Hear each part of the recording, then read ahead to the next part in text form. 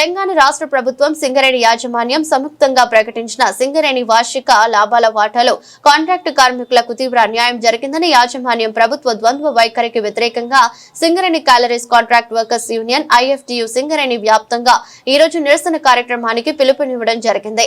ఈ పిలుపులో భాగంగా ఆర్జీ1 డివిజన్ పరిధిలోని వివిధ డిపార్ట్మెంట్లలో కార్మికులు నల్ల బ్యాడ్జీలతో నిరసన తెలిపారు. ఈ సందర్భంగా ఐఎఫ్టియు జిల్లా అధ్యక్షులు ఈ నరేష్, ఎస్సీసీడబ్ల్యూయు రాష్ట్ర ఆర్గనైజింగ్ కార్యదర్శి ఐ రాజేష్ మాట్లాడుతూ కంపెనీ సాధించిన 2.360 కోట్ల రూపాయల లాభాలలో సింగరేణిలో పనిచేస్తున్న 32,000 మంది కాంట్రాక్టు కార్మికుల శ్రద్ధ దాగి ఉన్న విషయం అందరికీ తెలిసిందేనని, కాంట్రాక్టు కార్మిక శ్రమ లేకుండా సింగరేణి సంస్థ అన్ని వందల కోట్ల రూపాయల లాభాలను ఆర్జించలేదని విషయం అందరికీ తెలిసిందే అన్నారు.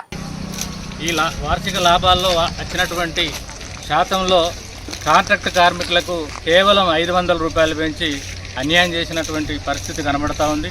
ఇవాళ అనేక కార్మిక సంఘాలు గత 6 నెలలుగా లాభాల వాటకై కాంట్రాక్ట్ కార్మికులకు 15% నుంచి 20% వరకు పెంచాలని చెప్పి అనేక సంఘాలు డిమాండ్ చేసినప్పటికీ, అనేక పోరాటాలు, ధర్నాలు నిర్వహించినప్పటికీ యాజమాన్యం ఏమాత్రం కూడా స్పందించకపోవడం సిగ్గుసేటుగా ఉంది.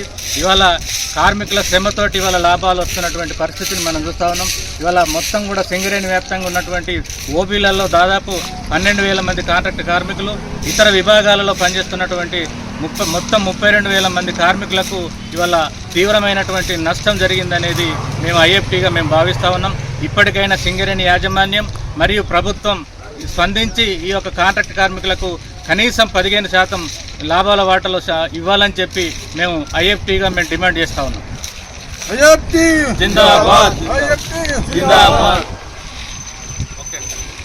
నిన్న లాభాల వాటను ప్రకటించడం అనేది జరిగింది.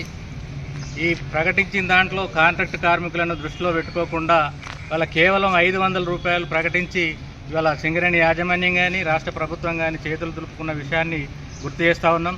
ఇవాళ సింగరేణిలో దాదాపుగా 32,000 మంది కాంట్రాక్ట్ కార్మికులు పనిచేస్తూ ఉన్నారు.